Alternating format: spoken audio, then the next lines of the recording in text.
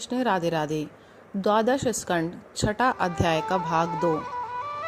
शौनक जी, ओमकार के 3 वर्ण हैं, आ, उ और मा।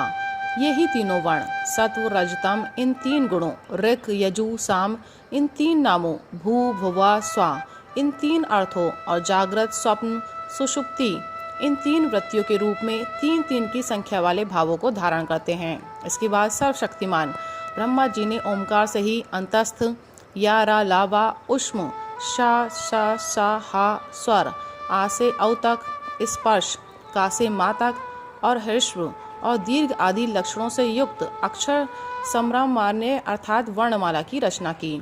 उसी वर्णमाला द्वारा उन्होंने अपने 4 मुखों से होता, अर्धवर्यु, उद्गाता और ब्रह्मा इन 4 ऋत्विजों के कर्म बतलाने के लिए ओमकार और विहातियों के सही 4 वेद प्रकट किए और अपने पुत्र ब्रह्मर्षि मरीचि आदि को वेद अध्ययन में कुशल देखकर उन्हें वेदों की शिक्षा दी। वे सभी जब धर्म का उपदेश करने में निपुण हो गए तब उन्होंने अपने पुत्रों को उनका अध्ययन कराया। तदनंतर उन्हीं लोगों के नैष्ठिक ब्रह्मचारी शिष्य प्रशिष्यों के द्वारा चारों युगों में संप्रदाय के रूप में वेदों की रक्षा होती रही। द्वापर के अंत में महर्षियों ने उनका विभाजन भी किया। जब ब्रह्मवेत्ता ऋषियों ने देखा कि समय के फेर से लोगों की आयु, शक्ति और बुद्धि क्षीण हो गई है, तब उन्होंने अपने हृदय देश में विराजमान परमात्मा की प्रेरणा से वेदों के अनेकों विभाग कर दिए। शौनक जी, इस वैवस्वत मनवंतर में भी ब्रह्मा, शंकर आदि लोकपालों की प्रार्थना से अखिल विश्व के जीवन दाता भगवान ने धर्म की रक्षा के लिए महर्षि पराशर द्वारा सत्यवती के गर्भ से अपने अंशांश कला स्वरूप व्यास के रूप में अवतार ग्रहण किया है। परम भाग्यवान शौनक जी, उन्होंने ही वर्तमान युग में वेद के 4 विभाग किए हैं। जैसे मणियों के समूह में से विभिन्न जाति की मणियां छांटकर अलग अलग कर दी जाती हैं, वैसे ही महामति भगवान व्यास देव ने मंत्र समुदाय में से भिन्न भिन्न प्रकरणों के अनुसार मंत्रों का संग्रह करके उनसे रग, यजु, साम और अथर्व ये 4 संहिताएं बनाई और अपने 4 शिष्यों को बुलाकर प्रत्येक को एक एक संहिता की शिक्षा दी। उन्होंने ब्रह्मव्रज नाम की पहली ऋत संहिता पैल को, निगद नाम की दूसरी यजु संहिता वैशंपायन को, साम श्रुतियों की छंदोक संहिता जैमिनी को और अपने शिष्य सुमंतु को अर्थवांगरी सहित संहिता का अध्ययन कराया। शौनक जी, पैल मुनि ने अपनी संहिता के 2 विभाग करके एक का अध्ययन इंद्रप्रमिति को और दूसरे का बाष्कल को कराया। बाष्कल ने भी अपनी शाखा के 4 विभाग करके उन्हें अलग अलग अपने शिष्य बोध, याज्ञवल्क्य, पराशर और अग्निमित्र को पढ़ाया। परम संयमी इंद्रप्रमिति ने प्रतिभाशाली मांडुक्य ऋषि को अपनी संहिता का अध्ययन कराया। मांडुक्य के शिष्य थे देवमित्र, उन्होंने सौभरी आदि ऋषियों को वेदों का अध्ययन कराया। मांडुक्य के पुत्र का नाम था शाकल्य, उन्होंने अपनी संहिता के 5 विभाग करके उन्हें वात्स्य, मुद्गल, शाल्य, गोखल्य और शिशिर नामक शिष्यों को पढ़ाया। शाकल्य के एक और शिष्य थे जातुकर्ण्य मुनि, उन्होंने अपनी संहिता के 3 विभाग करके तत्संबंधी निरुक्त के साथ अपने शिष्य बलाक, पैज, वैताल और विरज को पढ़ाया। बाष्कल के पुत्र बाष्कली ने सब शाखाओं से एक बाल खिल्ले नाम की शाखा रची, उसे बाल्यानी, भज्य एवं कासार ने ग्रहण किया। इन ब्रह्म ऋषियों ने पूर्वोक्त संप्रदाय के अनुसार ऋग्वेद संबंधी बहव्रज शाखाओं को धारण किया। जो मनुष्य यह वेदों के विभाजन का इतिहास श्रवण करता है वह सब पापों से छूट जाता है। शौनक जी, वैशंपायन के कुछ शिष्यों का नाम था चरकाध्रव्यु। इन लोगों ने अपने गुरुदेव के ब्रह्म हत्या जनित पाप का प्रायश्चित करने के लिए एक व्रत का अनुष्ठान किया, इसलिए इनका नाम चरकाध्रव्यु पड़ा।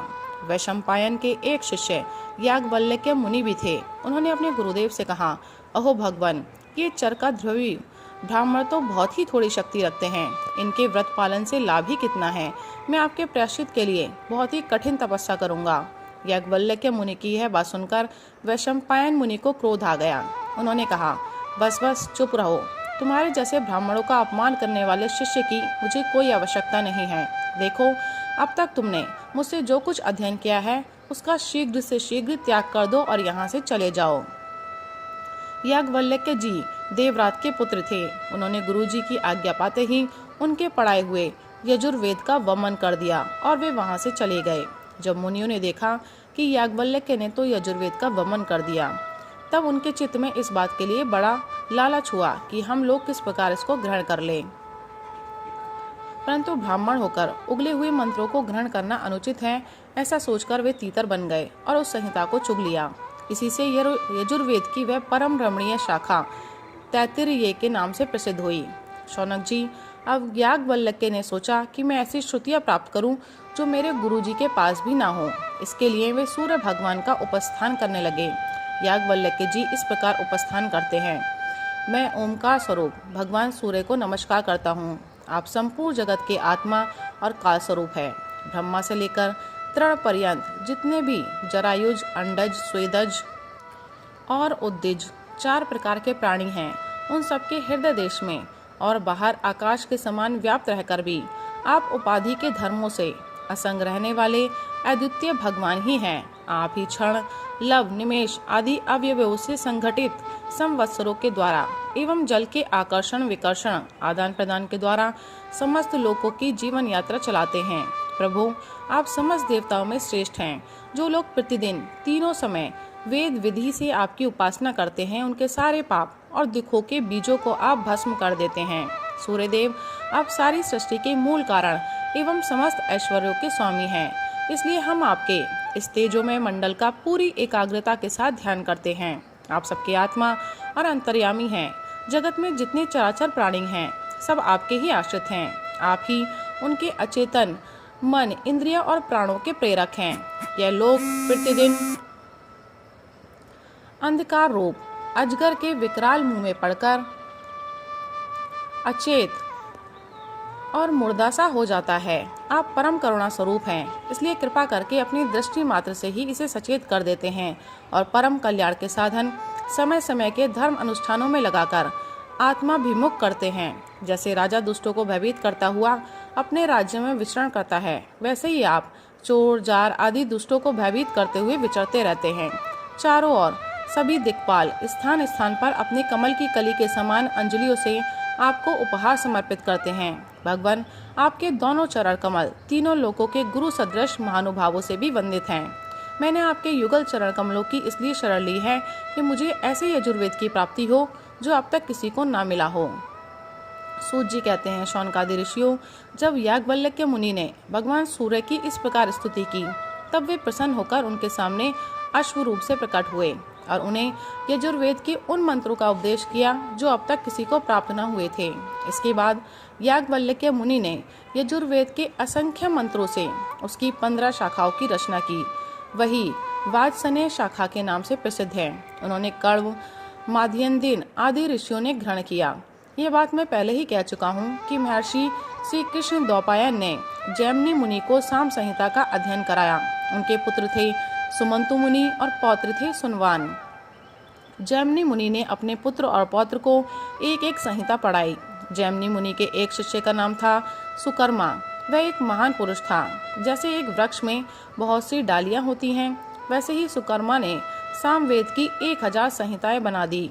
सुकर्मा के शिष्य कौशल देश निवासी हिरण्यनाभ, पौष्यंची और ब्रह्मवेत्ताओं में श्रेष्ठ आवंत्य ने उन शाखाओं को ग्रहण किया। पौष्यंची और आवंत्य के 500 शिष्य थे। वे उत्तर दिशा के निवासी होने के कारण औदिच्य सामवेदी कहलाते थे। उन्हीं को प्राच्य सामवेदी भी कहते हैं। उन्होंने एक एक संहिता का अध्ययन किया। पौष्यंची के और भी शिष्य थे, लोगाक्षी, मांगली, कुल्य, कुसीद और कुक्षी। इसमें से प्रत्येक ने 100-100 संहिताओं का अध्ययन किया। हिरण्यनाभ का शिष्य था कृत। उसने अपने शिष्यों को 24 संहिताएं पढ़ाई। शेष संहिताएं परम संयमी अवंत्य ने अपने शिष्यों को दी। इस प्रकार सामवेद का विस्तार हुआ। राधे राधे, हरे कृष्ण।